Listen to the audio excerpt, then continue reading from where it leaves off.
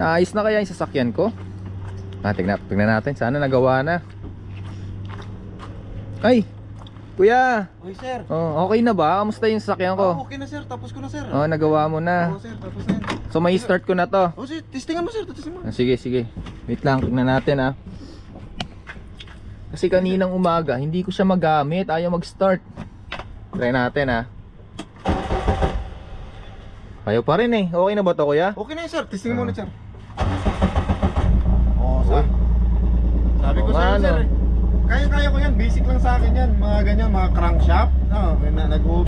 Saglit lang sa akin yan, Ang sir. galing, kuya. Saglit lang sa akin. Sabi ko sa'yo. Teka lang, dala ko ba yung pera ko dito? Okay lang. Magkano atraso ko sa'yo, kuya?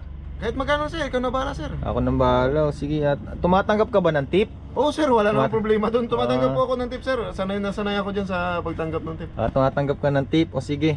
Hindi kasi, kuya, ganito. Walang ibibigay sa'yo ang Diyos na pagsubok na hindi mo kayang lagpasan. Okay?